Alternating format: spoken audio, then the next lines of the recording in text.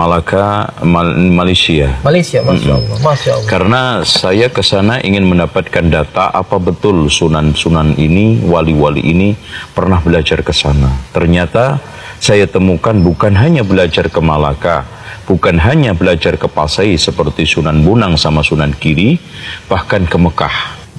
Itu. Dari sinilah tidak mustahil, ya, sangat logis kalau mereka itu sangat kental keagamaannya, sangat kuat di dalam memegang prinsip Al-Quran dan Sunnah, dan pada akhirnya anti bid'ah. Contoh saja di dalam buku ini di halaman 77, pada suatu ketika ada dialog antara wali-wali. Di sana Sunan Kalijogo mengusulkan agar adat istiadat ini tidak ditentang, bahkan kita warnai. Apa katanya Sunan Ampel? Apakah tidak mengkhawatirkan di kemudian hari adat istiadat dianggap sebagai ajaran yang berasal dari agama Islam, sementara tidak ada dalam ajaran Islam, dan bila hal ini dibiarkan, apakah tidak menjadi bid'ah? Wah, Masya Allah. Ini statement yang mungkin mengagetkan orang-orang yang selama ini mengagumi Wali Songo, yang hanya taunya dipahami mitos, dongeng, bahkan dikesankan wali itu hanya main gamelan, main wayang. Persis yang dikatakan oleh Ahmad Mansur Suryanegara, bahwa Wali Songo itu diceritakan atas nama Islam, tapi isi ajaran dan muatannya tetap Hindu-Buddha.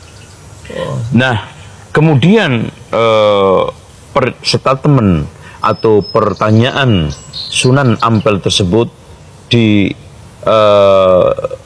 oleh Sunan Kudus, di mana beliau mengatakan, saya setuju dengan pendapat Sunan Kalijogo bahwa adat istiadat ini tidak langsung ditentang, karena orang Jawa nanti akan lari. Berarti di sini memang hanya pertimbangan fikih dakwah, bukan menyangkal kebenaran yang diusung oleh Sunan Ampel. Makanya beliau di akhir itu mengatakan, Sunan Kudus, adapun tentang kekhawatiran Kanjeng Sunan Ampel, saya mempunyai keyakinan bahwa di belakang hari akan ada orang yang menyempurnakannya. Ini. Nah, bukan hanya Sunan Ampel saja. Ternyata pendidikan Sunan Ampel ini cukup mendalam di dalam menanamkan cinta kepada Al-Quran dan Sunnah, anti bid'ah. Bahkan ini mempengaruhi anaknya, yang tidak lain adalah Maktum Ibrahim, yang disebut oleh banyak orang Sunan Bonang. Di dalam kitabnya yang asli, otentik, dan dijamin insya Allah ini adalah tulisan asli Sunan Bonang, dan banyak sarjana-sarjana barat yang menjaminnya, dan dirilis oleh sarjana-sarjana Belanda, diantaranya adalah Kuning dan Srik, dengan judul Primbon 1 dan Primbon 2 Sunan Bonang, dan di dalam bahasa mereka disebut dengan Handbook van Bonang. Ya, di sana dikatakan di akhir daripada pernyataan Sunan Bonang bahwa dalam bahasa terjemahan Melayunya, ya, wahai kaum muslimin, kita ini sesama saudara. Salinglah tolong menolong di dalam mencegah perbuatan dolalah dan bid'ah. Tuh. Jadi bukan hanya Sunan Ampel saja, Sunan Giri pun Sunan Bonang pun tegas di dalam masalah memerangi bid'ah dan anti bid'ah. Dan juga yang juga tidak kalah pentingnya Sunan Giri, yang pada waktu pertunjukan wayang kulit yang diusulkan oleh Sunan Kalijogo di Demak ditentang habis-habisan. Tidak bisa. Karena wayang itu patung dan gamelan itu musik, dan nego punya nego, dan juga bentuk wayang dirubah tidak seperti patung. Pada akhirnya Sunan Giri juga mentolerir.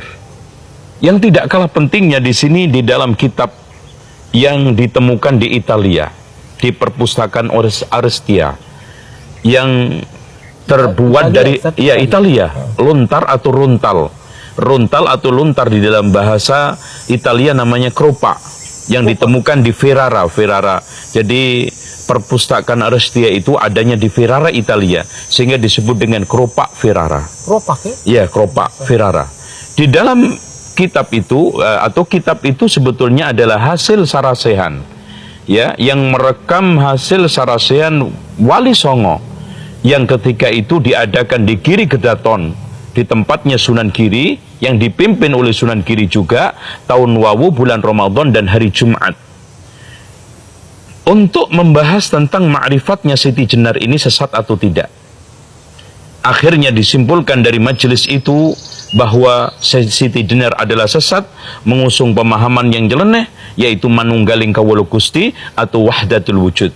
Akhirnya dia dikeluarkan dari anggota Wali Songo. Nah, dari sini juga nampak Wali Songo itu adalah dewan dakwah yang melakukan pertemuan-pertemuan rutin, terutama mengupdate masalah umat. Nah, yang paling penting kita ingin angkat di situ, di dalam kitab tersebut ada satu kalimat yang termaktub. Di sini langsung saya turunkan bahasa Melayunya. Jangan ragu dan jangan terkacaukan oleh pengetahuan yang sesat dan kafir, karena Rasulullah telah bersabda dalam hadis qudsi, besok jika telah mendekati hari akhir, yaitu hari kiamat, banyak para ulama dan orang soleh akan menjadi beku, maksudnya terasing, khuraba. Masya Allah, persis yang telah dijelaskan oleh hadis Rasulullah yang lain juga. Mereka berganti dengan bid'ah yang berlebihan, yang merongrong agama Islam, banyak kata-katanya yang salah, sesat dan kufur. Mereka akan berbaur dan menjangkiti orang mukmin, tidaklah kekal dunia ini.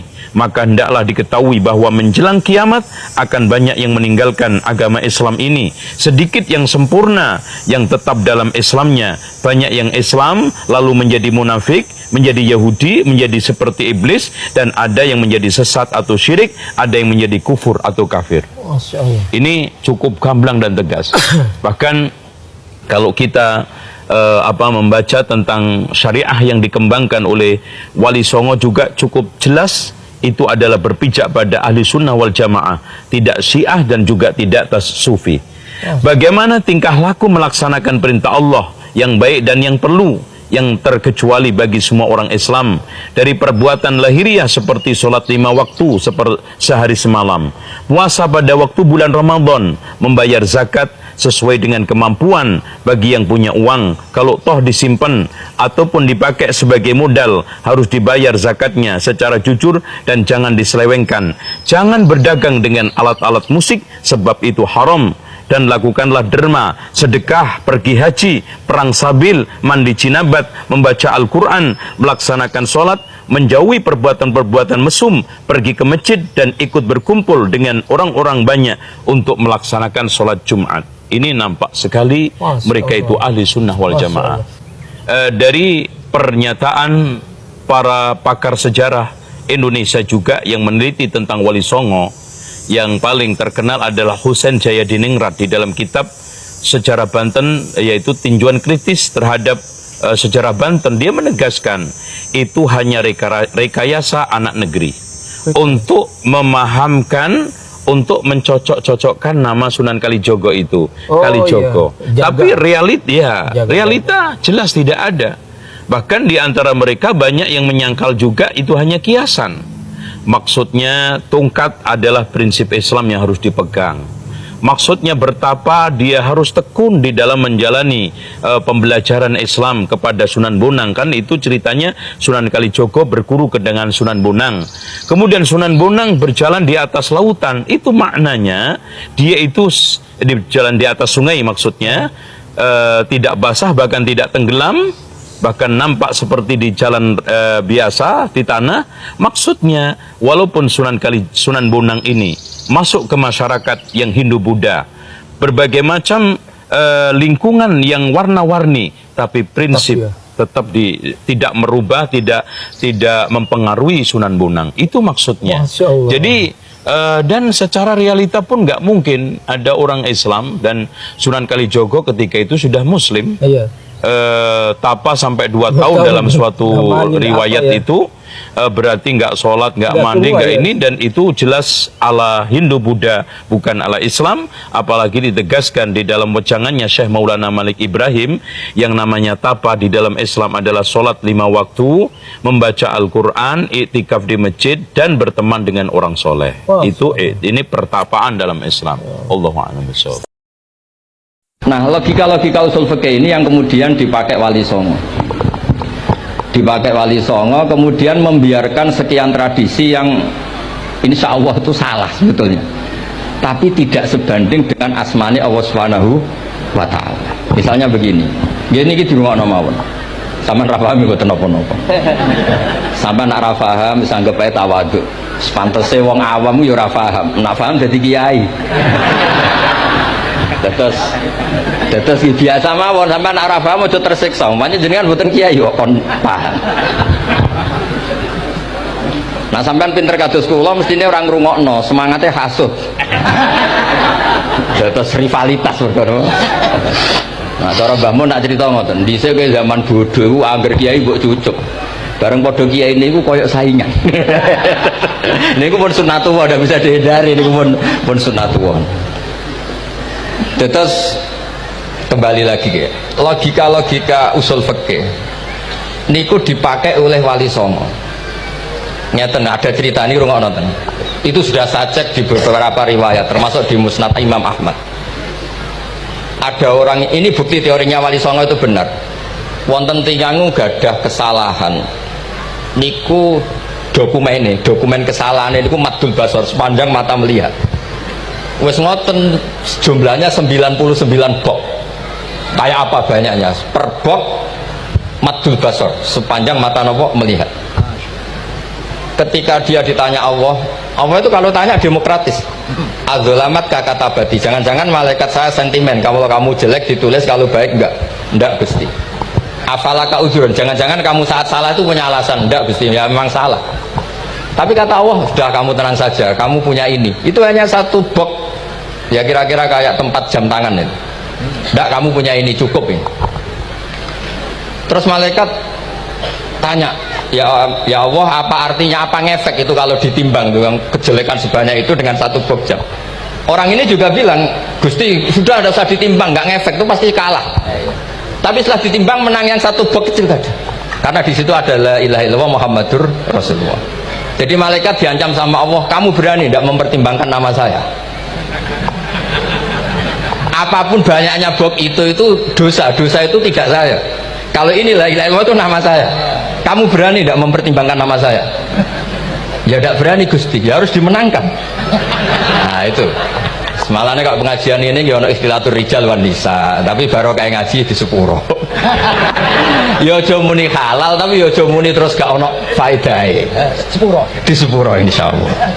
Karena kalau nuruti harus steril halal itu kayaknya tidak bisa. Terus di situ ditutup fala yaskulu ma'asmillahi ta'ala syai'un. Dibanding asmani Allah Ta'ala sesuatu itu tidak ada nilainya, pasti menang Allah Ta'ala. Sehingga banyak ulama ngendikan kowe nak berdosa bersalah mojo iki. Dan kalau anda dosa misalnya catatannya satu box, terus di bawah ada astagfirullah, malaikat ditanya sama Allah, kamu berani tidak mempertimbangkan nama saya disebut di situ? Enggak berani. Nah, saya ini ribuan orang yang ngundang, saya berani mengabaikan. Bareng ana wong ngaku mbah ya mbah tenan wae. Ya terus ngoten, kowe wani gak mempertimbangkan Gustofa sing mantune Mbah Maimun.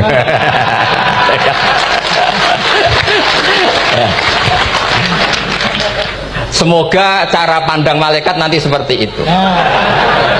Tapi nanti kalau malaikat cara pandang, mbah kok tukang makso putu. Nah, itu mbah model opo. Nah saya ini sudah ngalah satu kali. Berikutnya logika kedua yang insya Allah terbangun di kalangan malaikat, yaitu mbah ora oleh maksa napa putu. Ning dinggon mbah yang baik putune dolanan di barno. Ini ora putu lagi asik-asik dolanan. Rene kon nyapu. Nah, itu udah jenis mbah yang baik.